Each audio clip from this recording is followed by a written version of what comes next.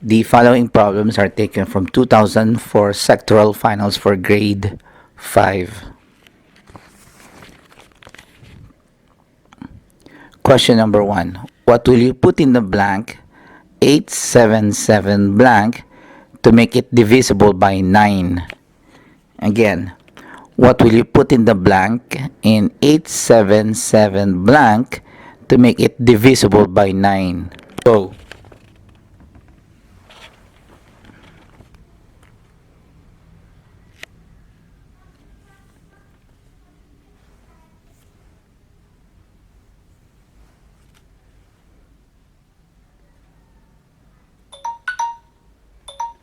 Time's up. Time's up. The answer is 5. The answer is 5. Next question. What is the sum of the squares of the first 3 odd prime numbers? Again, what is the sum of the squares of the first 3 odd prime numbers? Go.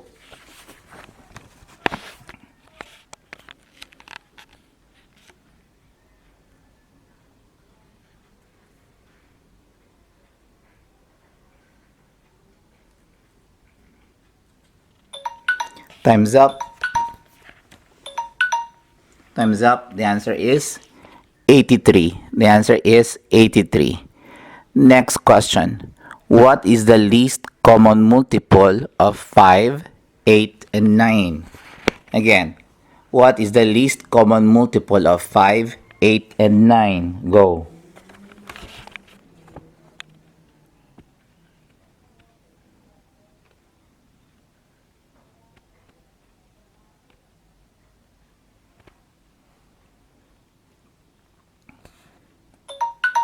Time's up. Time's up. The answer is 360. The answer is 360. Next question. What is 3,838 divided by 38? Again, what is 3,838 divided by 38? Go.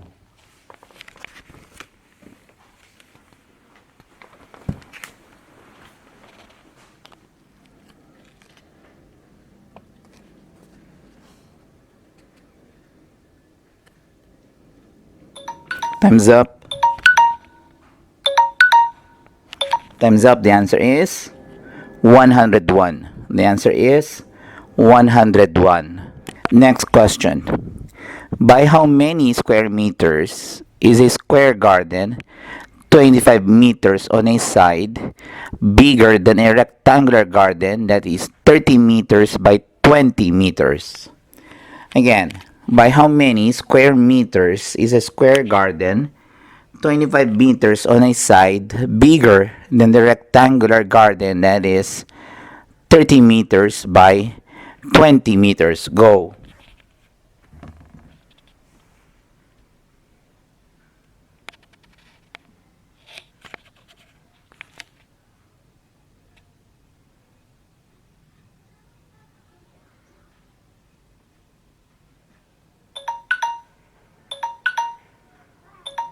Time's up. Time's up. The answer is 25 square meters. That's 25 square meters. Next question. What is 1/12 of the product 8 times 9 times 5? Again, what is 1/12 of the product 8 times 9 times 5? Go.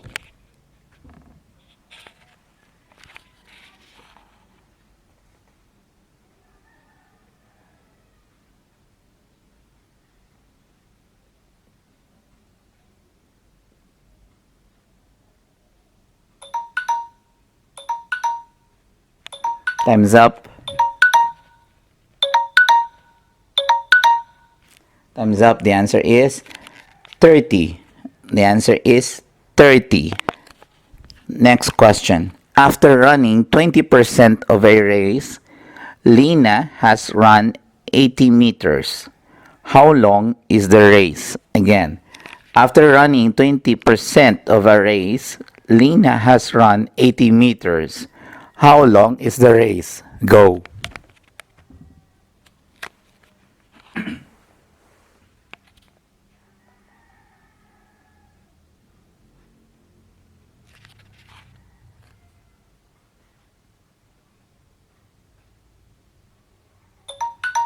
Time's up.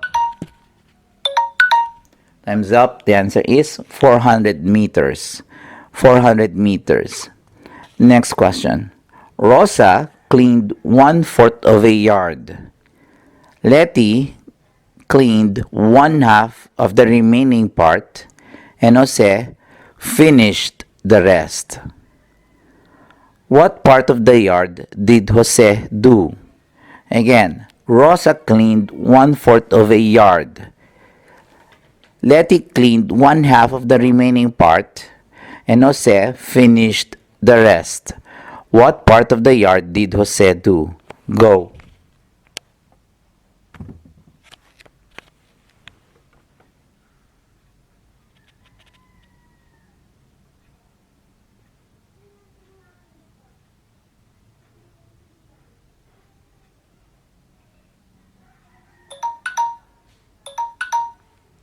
Time's up.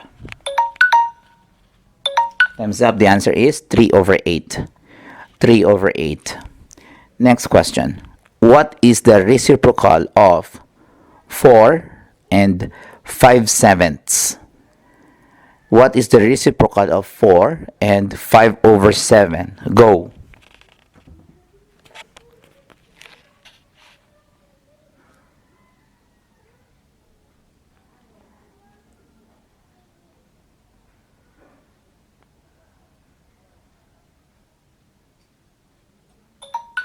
Time's up.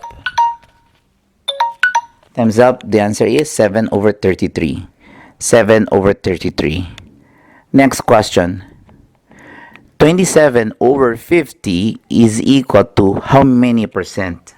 Again, 27/50 is equal to how many percent? Go.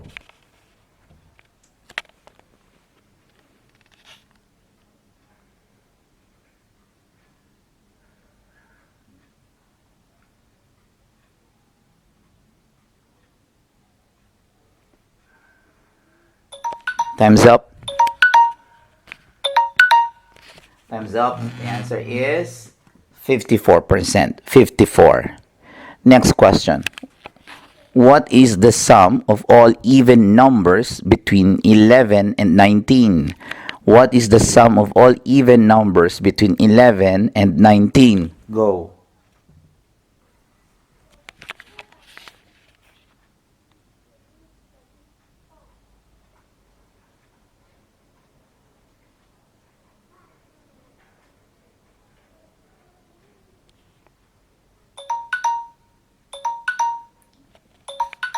Time's up. Time's up. Time's up. The answer is 60. 60. 60.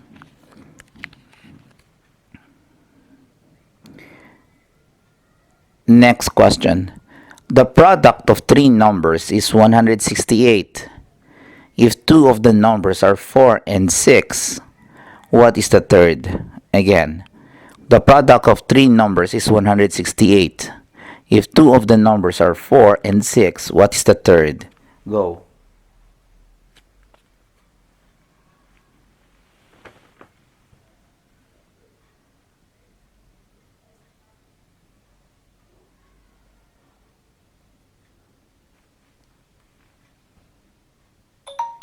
Time's up. Time's up. The answer is 7. The answer is 7. Next question. If 4 mangoes cost 65 pesos, how much will a dozen cost? Again, if 4 mangoes cost 65 pesos, how much will a dozen cost? Go.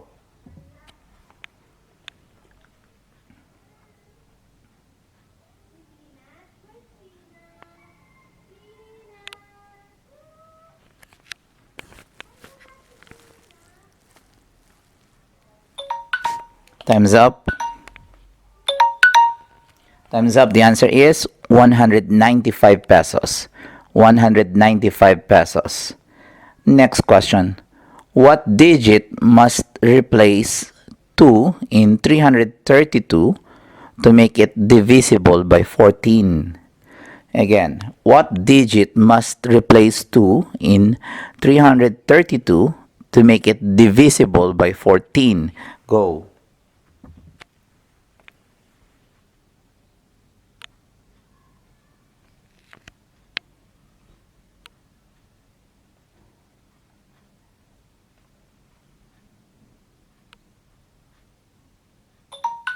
Time's up. Time's up. The answer is 6. The answer is 6. Next question. If 4 bangus weigh 1 kilo, how many kilos would 112 bangus weigh?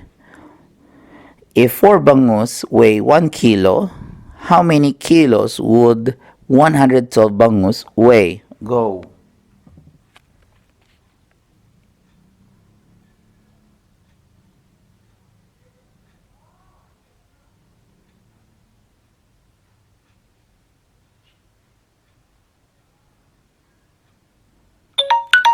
Time's up. Time's up. The answer is 28. 28 kilos. Next question. Which has a greater area? A rectangular garden that is 40 meters by 30 meters or a square garden that is 35 meters on a side? I repeat, which has a greater area? A rectangular garden that is 40 meters by 30 meters or a square garden that is 35 meters on a side? Go.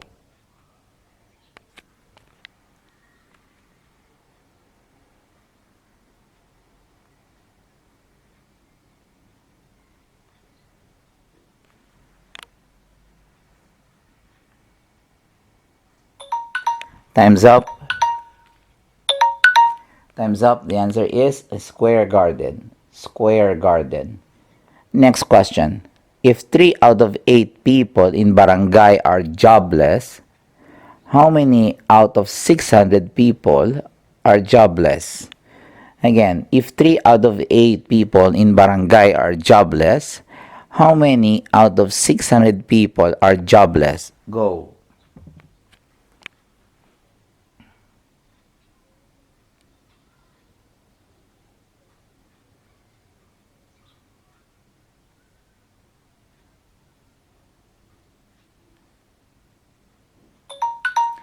Time's up.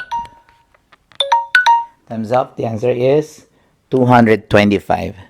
225. We now go to the 30-second round.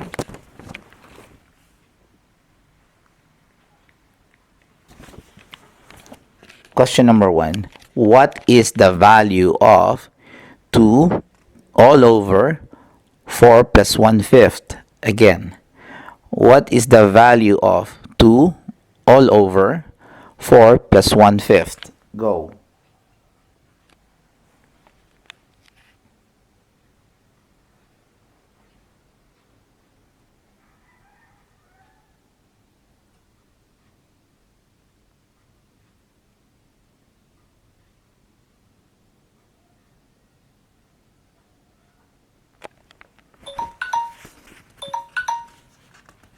Time's up.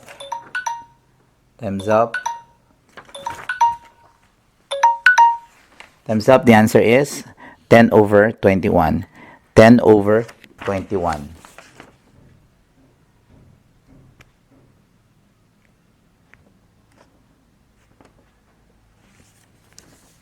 Next question. The perimeter of a rectangle is 70 centimeters.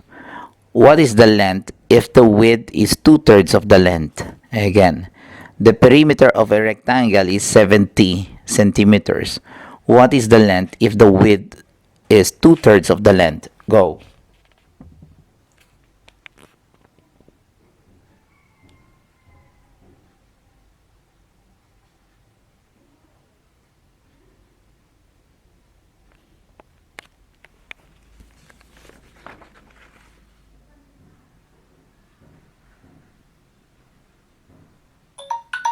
Time's up.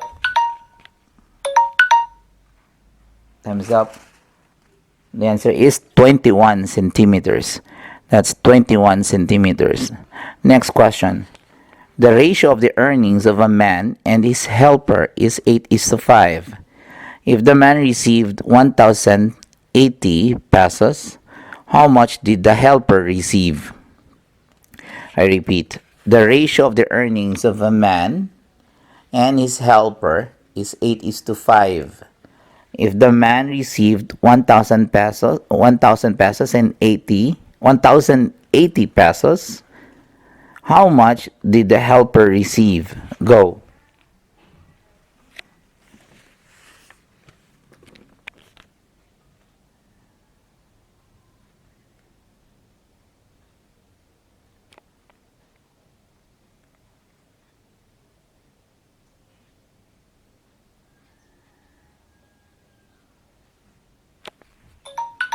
Time's up. Time's up. The answer is 675 pesos. 675 pesos. Next question.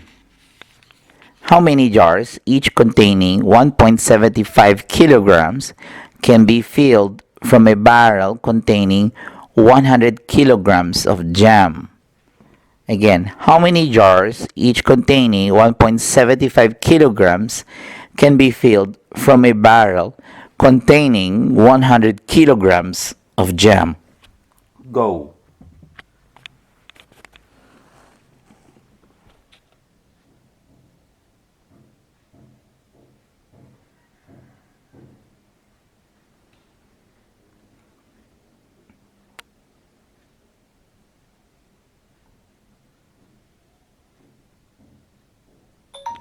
Time's up.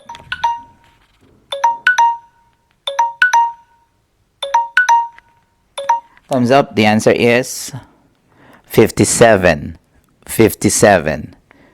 Next question. What is the greatest common factor of 420 and 588? I repeat. What is the greatest common factor of 420 and 588? Go.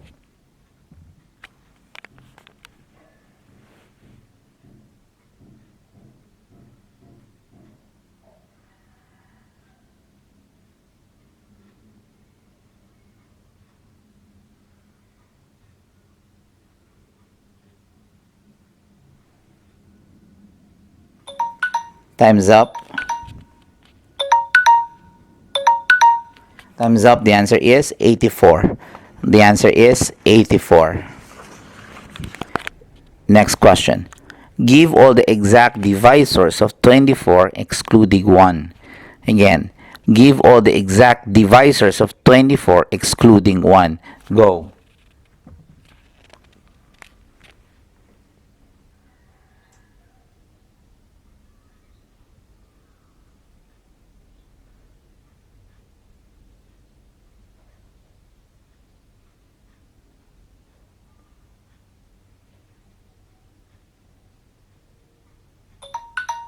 Time's up.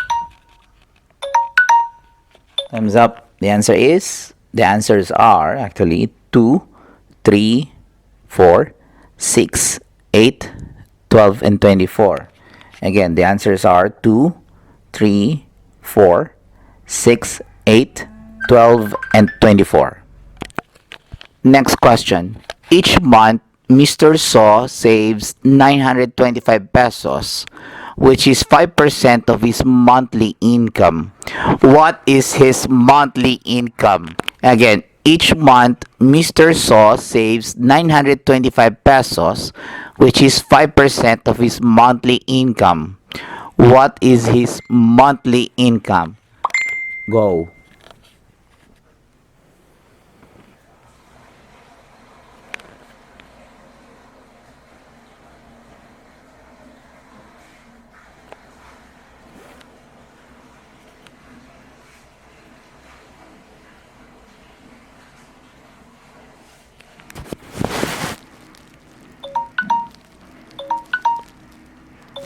Time's up. Time's up. The answer is 18,500 pesos. 18,500 pesos. Next question. What fraction of 240 is 1/4 of 192? Again, what fraction of 240 is 1/4 of 192? Go.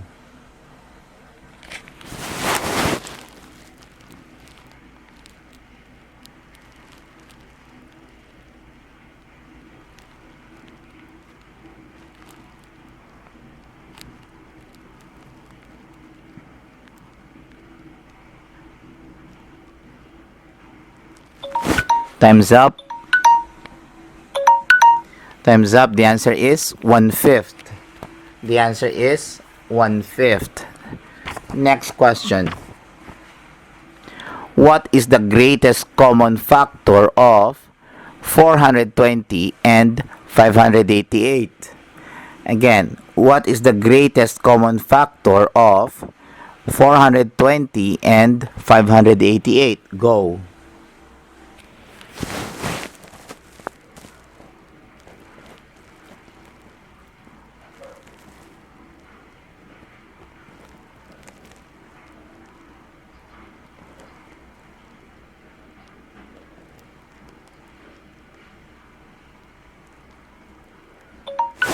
Time's up. Time's up. 1/5. 1/5. So what fraction of 240 is 1/4 of 192? That's 1/5. Next question. What is the greatest common factor of 420 and 588?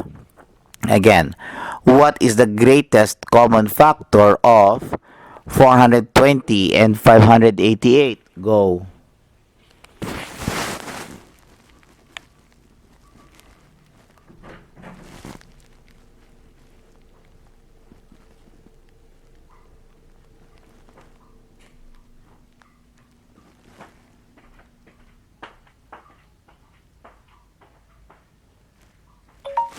Time's up. Time's up. The answer is 84. The answer is 84. Next question. What is the perimeter of an equilateral decagon of side 12 and 5/6 meters? Give the answer with the fraction part in the lowest terms. Again, what is the perimeter of an equilateral decagon of side 12 and 5/6 meters? Give the answer with the fraction part in lowest terms. Go.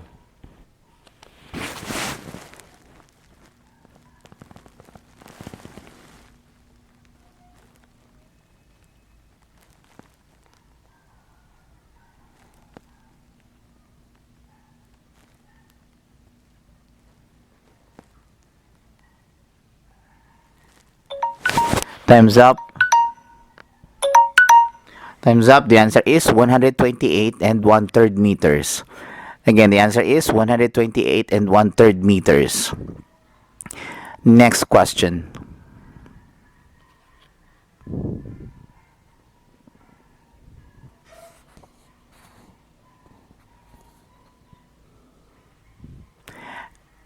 An 8 centimeter by 5 centimeter picture is enlarged so that the longer side becomes 26 centimeters. What does the shorter side become? Again, an 8 centimeter by 5 centimeter picture is enlarged so that the longer side becomes 26 centimeters. What does the shorter side become? Go.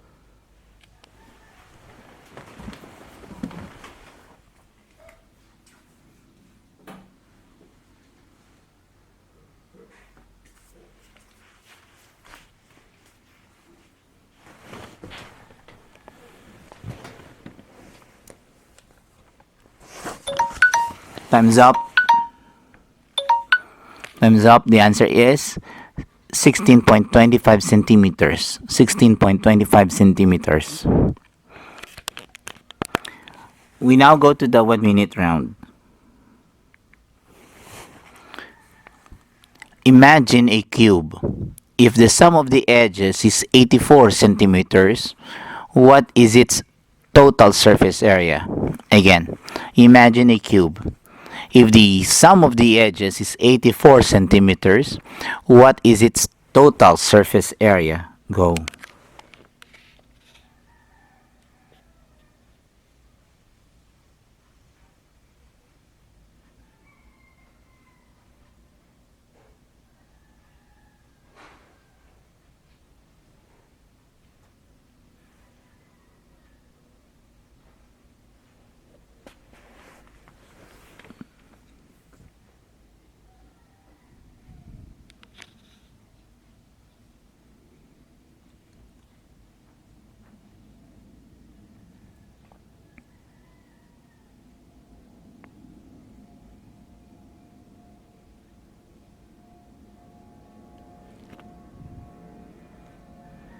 Time's up.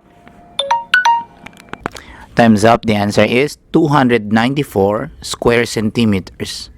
That's 294 square centimeters.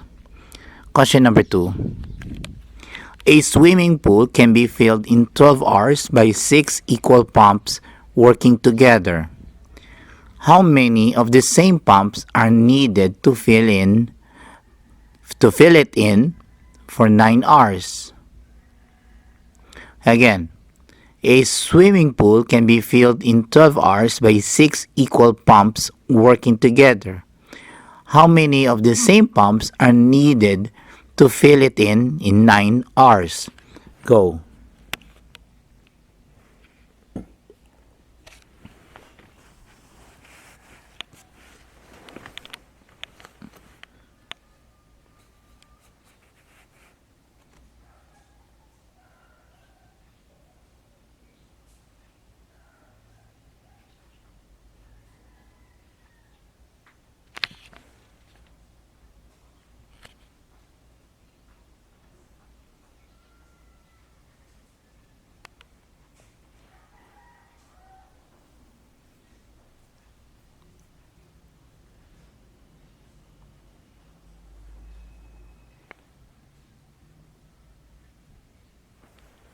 Time's up.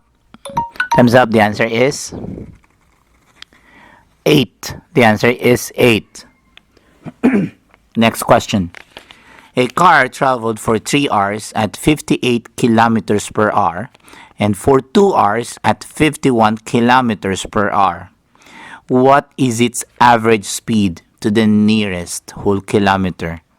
Again, a car traveled for 3 hours at 58 kilometers per hour and for 2 hours at 51 kilometers per hour. What is its average speed to the nearest whole kilometer? Go.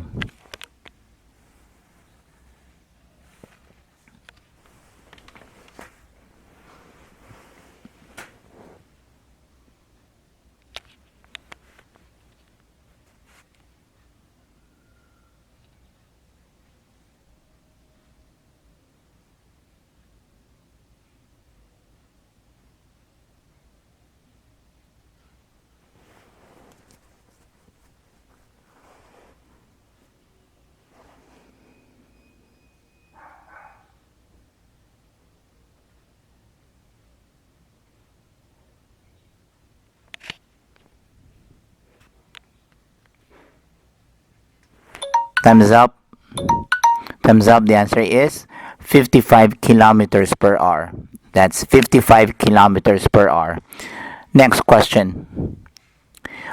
Pieces of soap 8 centimeters by 6 centimeters by 4 centimeters are to be packed into a box 5 decimeter by 4 decimeter by 4 decimeter internal dimensions. How many pieces of soap can be packed into the box? Again, pieces of soap 8 centimeter by 6 centimeter by 4 centimeter are to be packed into a box 5 decimeter by 4 decimeter by 4 decimeter internal dimensions. How many pieces of soap can be packed into the box. Go.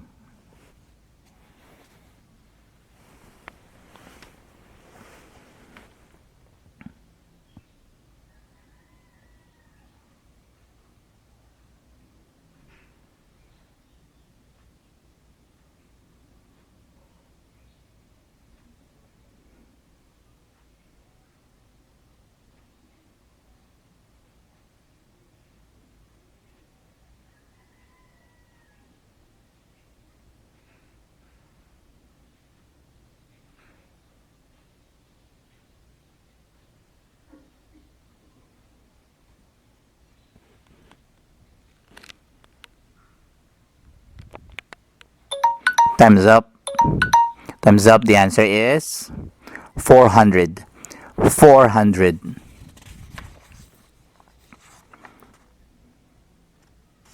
Next question. The length of a rectangle is twice its width. If the perimeter is 99 centimeters, what is the width? Again, the length of a rectangle is twice its width. If the perimeter is 99 centimeters, what is the width? Go.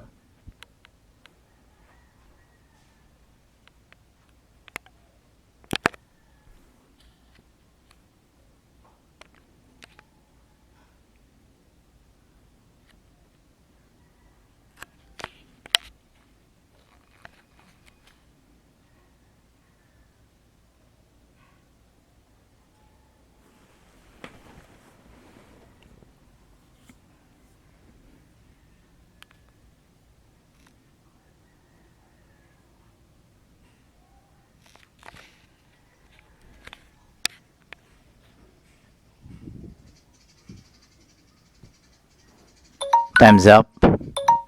Time's up. The answer is 16.5 centimeters.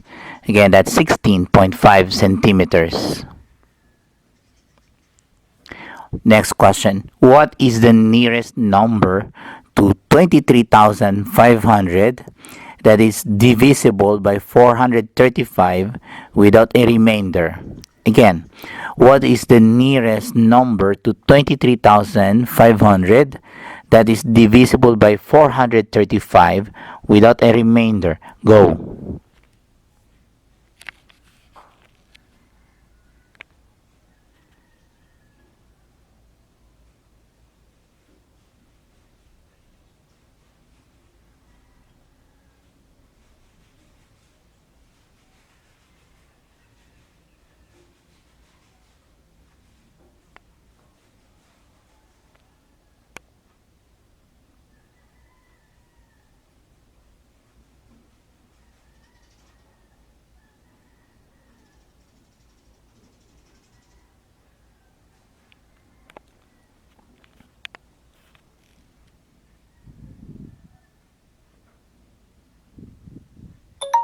Time's up.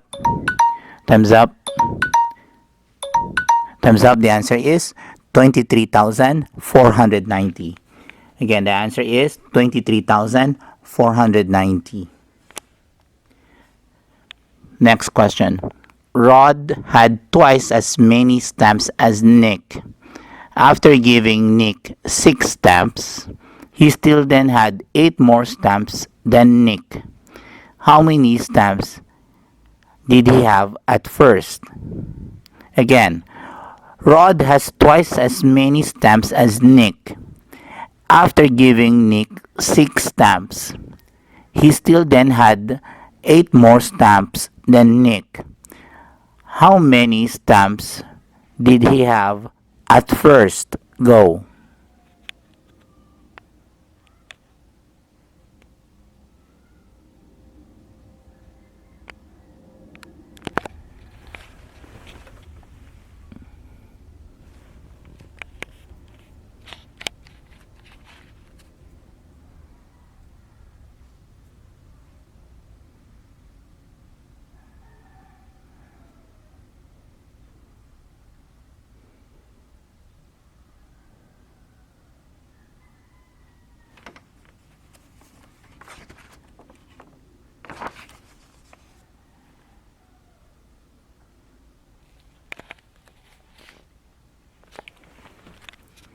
Time's up.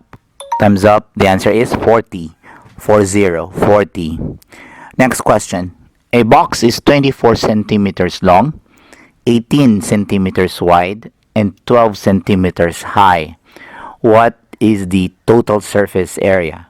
Again, a box is 24 centimeters long, 18 centimeters wide, and 12 centimeters high. What is the total surface area? Go.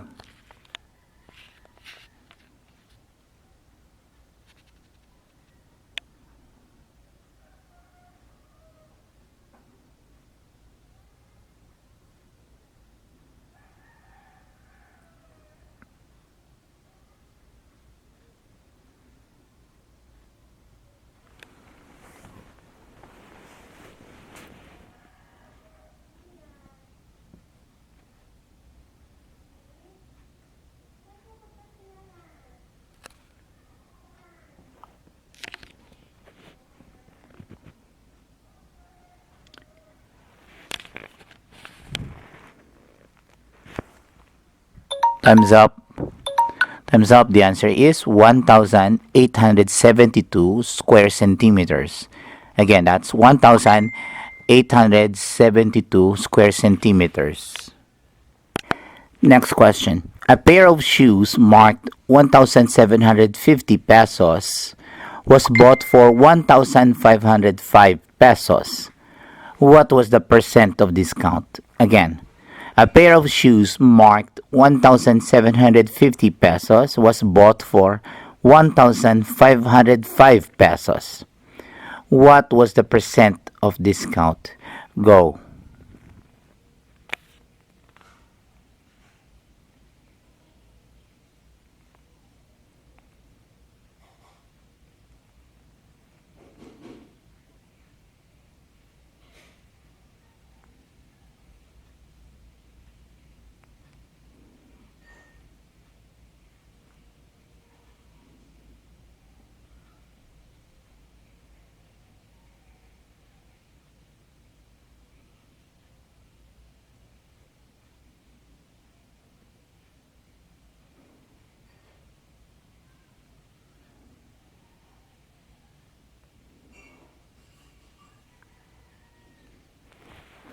Time's up.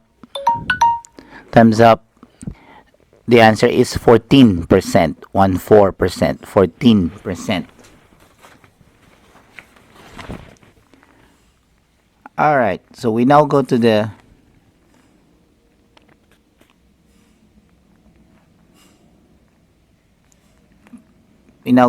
clincher round.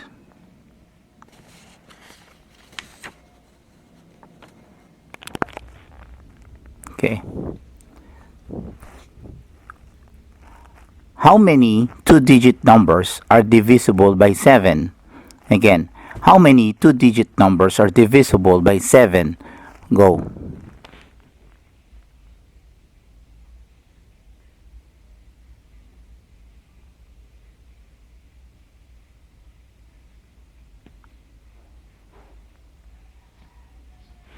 Time's up. Time's up. The answer is 13. The answer is 13. Next question. The rooms in a hotel are numbered from 201 to 501. How many odd numbered rooms are there? Again, the rooms in a hotel are numbered from 201 to 501. How many odd numbered rooms are there? Go.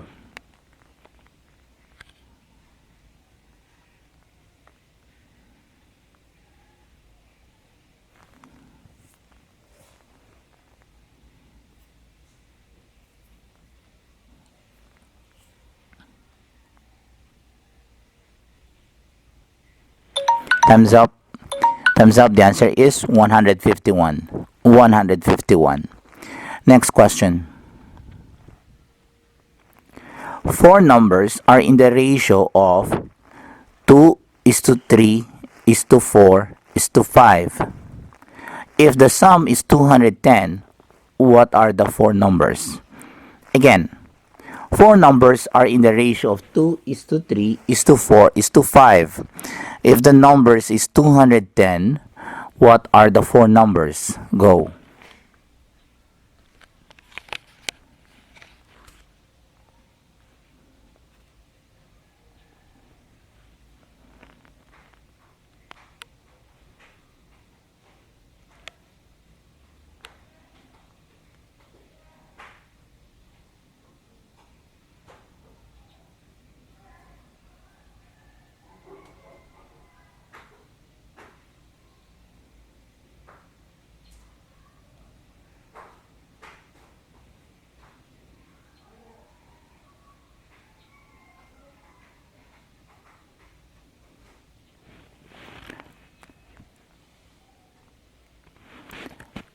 Time's up. Time's up. The answer is 30, 45, 60, and 75. So the numbers are 30, 45, 60, and 75. Okay, next question. The length of a rectangle is 1 3/4 times its width. If the width is 28 centimeters, what is its perimeter? Again, the length of a rectangle is 1 3/4 times its width. If the width is 28 centimeter, what is its perimeter? Go.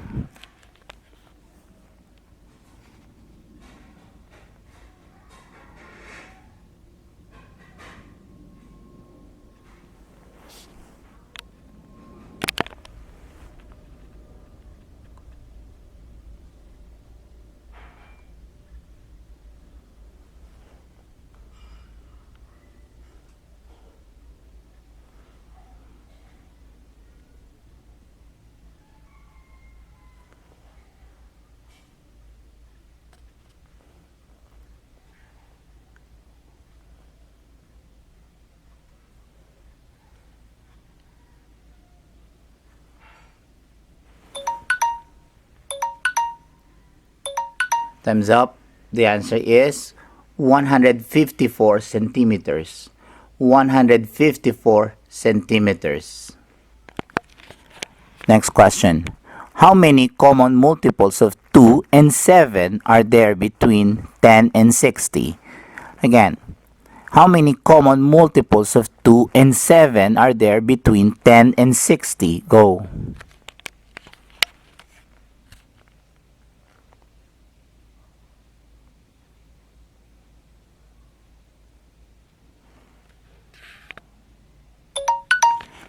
Time's up.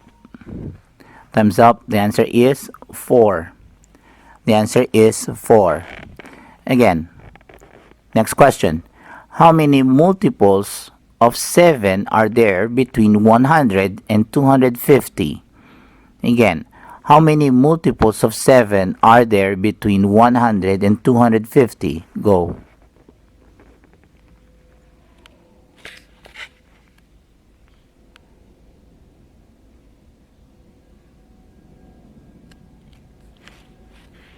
Time's up. Time's up. The answer is 21. 21. Next question. Four numbers are in the ratio of 2:3:4:5. If their sum is 168, what are the four numbers? Again, four numbers are in the ratio of 2:3:4:5. If their sum is 168, what are the four numbers? Go.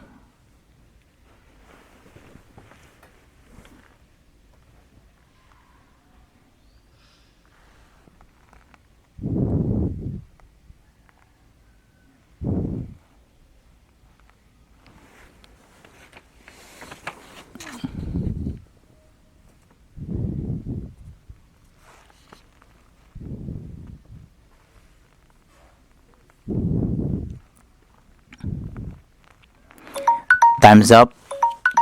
Time's up. The answers are 24, 36, 48, and 60.